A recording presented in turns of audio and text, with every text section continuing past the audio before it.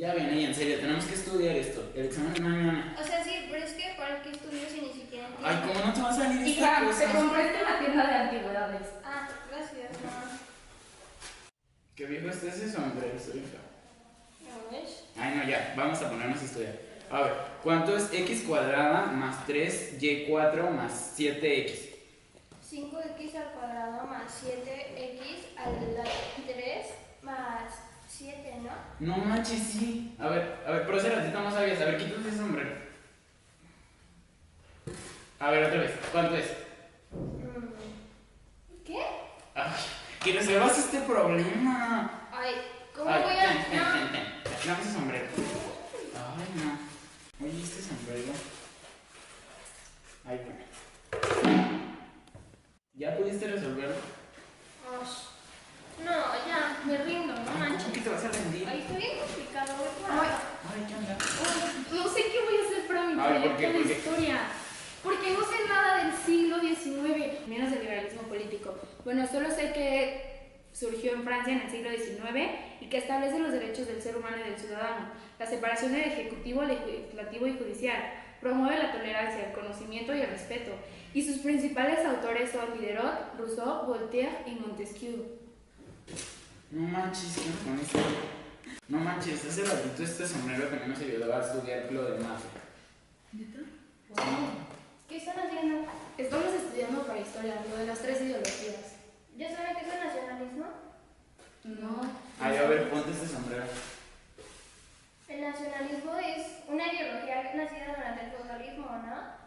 Que se hizo presente durante el siglo XIX en el territorio de Alemania, Francia e Italia, que representaba la identificación y la relación entre el Estado y la persona en contexto con su historia, su cultura y su historia, ¿no? No manches, sí es cierto, sí es cierto. ¿Cómo?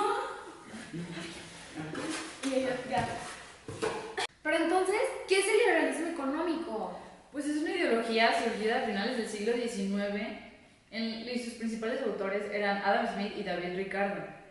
Es en donde las personas pueden realizar el libre comercio sin la intervención del gobierno, la que incluye la ley de oferta y demanda, la propiedad privada y todo eso, y que como consecuencia surge el capitalismo. ¡Duh!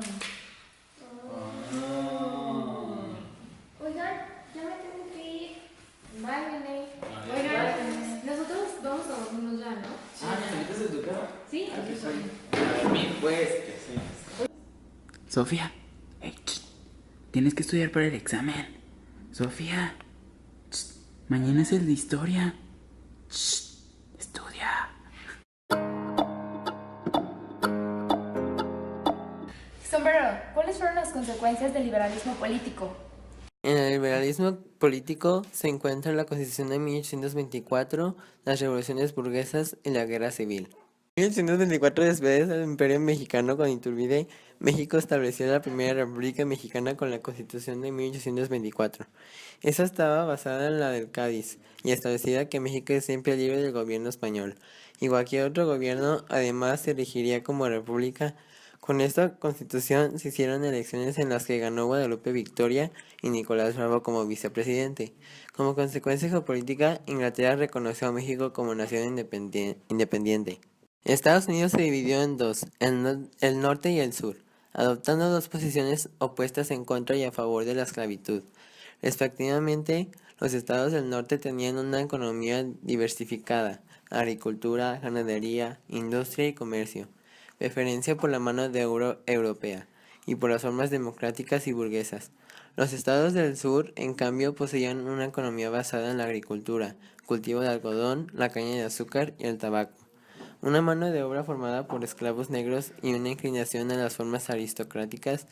Las hostilidades comenzaron el 12 de abril de 1861 en Fort Sumter, ubicado en la bahía de Charleston, South Carolina. Pocos días después de que Lincoln hubiera sido electo presidente, el estado esclavista de Carolina del Sur declaró disuelta la unión que hasta entonces mantuvieron los Estados de América en 1860, iniciando así la secesión. Retiró sus representantes del Congreso y se adueñó en los arsenales, aduanas, edificios y demás bienes del gobierno federal. Otros 11 estados siguieron su ejemplo y formaron la República de los Estados Confederados de América, que fijó su capital en Richmond y eligió presidente a Jefferson Davis. Como poco después iniciaron la guerra al bombardear el fuerte Sumter, que defendía el puerto de Charleston. La cruenta guerra duró 4 años. Se libraron más de 2000 combates. Como consecuencia de esa guerra, Estados Unidos se convierte en potencia industrial. Disminuye la importancia de las exportaciones agrícolas del sur al verificarse la accesión de Egipto y la India al mercado internacional de algodón. En el sur, tras la derrota de la aristocracia colonial, se libera oficialmente a los esclavos al tiempo que se revolucionan las técnicas agrícolas. Surge una nueva clase media de propietarios, pero esta misma guerra puso fin a la esclavitud, consolidó la nación como una unión de estados sujetos al poder federal, dio vía libre a la industrialización incrementada con la producción en tiempos de guerra e impulsó el avance de la tecnología. En 1848 se desarrolló una revolución burguesa en Francia, provocada por los problemas económicos que vivían la clase media baja, campesinos y obreros. Estos perdían el derecho al voto, pero el rey Luis Felipe se negó a dárselos. Después la monarquía fue vencida y se estableció gobierno temporal. Luego se abrieron talleres para los desempleados, pero como la cifra de los inscritos a estos aumentó, se cerraron, por lo que provocó descontento en la población y comenzó otra revuelta que el gobierno reprimió, ocasionando una gran masacre. Al final surgió una constitución en conjunto con la Segunda República de Francia, en el que se podía elegir el presidente mediante sufragio efectivo.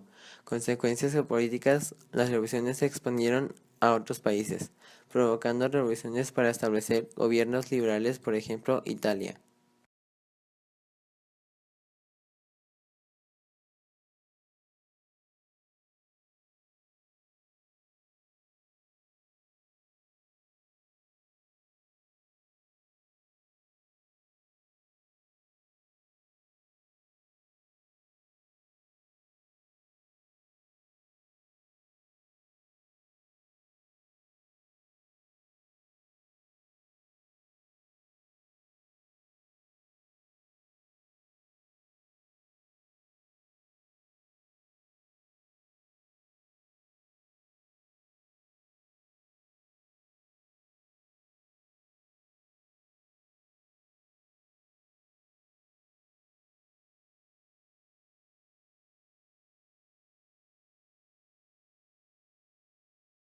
Y sombrero, ¿tú sabes cuáles fueron las consecuencias del liberalismo económico?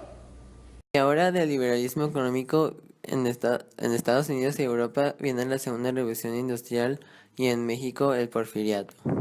Durante la Segunda Revolución Industrial de 1870 a 1914, Estados Unidos se convirtió en una potencia gracias a su desarrollo tanto en las industrias eléctricas, química, petrolera y del acero, y la apertura de los buques de acero, el avión, la locomotora de vapor, la producción de productos en masa. Esto último provocó el imperialismo, con la adquisición de colonias en Filipinas, pero no solo en esta nación, sino en toda Europa. Por otro lado, Inglaterra, Holanda, Bélgica, entre otros, invadieron África. Se lo repartieron mediante la Conferencia de Berlín. Como consecuencia geopolítica, los imperialistas extrajeron los recursos de las colonias y algunas veces le impusieron un sistema de gobierno propio. El Porfiriato fue un suceso histórico que ocurrió de 1877 a 1910. Comenzó cuando Porfirio Díaz llegó al poder por primera vez. Esto fue gracias a que se levantó en armas en contra de Sebastián Lerdo de Tejada, proclamando el Plan de Tuxtepec. En este periodo se levantó la economía de nuestro país gracias al ministro de Hacienda José Ibs Limantour, que impulsó el capitalismo hacia afuera, que consistía en las inversiones extranjeras que se realizaron en nuestro país, provocando como consecuencia el surgimiento de industrias como mineras, ferroviaria, textil, alimentaria, entre otras. Pero ese crecimiento no beneficiaba a todos, sino a las clases afrancesadas y media asalariada, mientras que la media baja, la obrera y campesina vivían en condiciones desfavorables. por lo que se rebelaron en contra de los que estaban a cargo en las industrias. Eso fue causa de lo que después fue la Revolución Mexicana. Como consecuencia geopolítica, México tuvo comercio con otras potencias, además, estas explotaban nuestros recursos para usarlos en sus beneficios. Sombrero, ¿cuáles fueron las consecuencias del nacionalismo? Nacionalismo viene la unificación de Alemania, la independencia de México y la doctrina de Monroe. La Guerra de Independencia de México inició el 16 de septiembre de 1810 y se acabó el 27 de septiembre de 1821. Los actores predominantes en este periodo fueron Miguel Hidalgo y Costilla, José María Morelos, Félix María Calleja, Agustín Iturbide. Consistió en la batalla entre los insurgentes y realistas, ya que los realistas logran rehacerse y recuperar la ofensiva y ganan la batalla, y la consecuencia geopolítica fue que México ya no era parte de una colonia española. Gracias a esto, España pierde poder y territorio, por lo que deja de ser la potencia que era antes. La unificación de Alemania fue un proceso para lograr la integración y la posterior unificación de diferentes estados alemanes en una sola Alemania. Se inició a mediados del siglo XIX y finalizó en el año 1871. El proceso fue dirigido por el primer ministro prusiano Otto von Bismarck, conocido como el Canciller de Hierro, y culminaría con la formación del Segundo Reich, Segundo Imperio Alemán. La unificación de Alemania hasta mediados del siglo XIX, Alemania no había constituido una nación unificada, sino un conjunto de 38 estados independientes que formaban la llamada Confederación Germánica. Entre dichos estados sobresalieron por su importancia el Reino de Prusia, que agrupaba a pueblos de origen germánico, y Austria, poblada por diversidad de razas. Las guerras napoleónicas y el anhelo nacionalista que agitó a Europa hicieron que los pueblos germánicos aspirasen también a formar un solo estado poderoso, una sola nación. Esta fue Alemania. Fue Prusia la que inició el movimiento unificador, para lo cual entró en guerra con Austria, nación que también tenía igual aspiración, pero en proyecto suyo, y contra Dinamarca y Francia.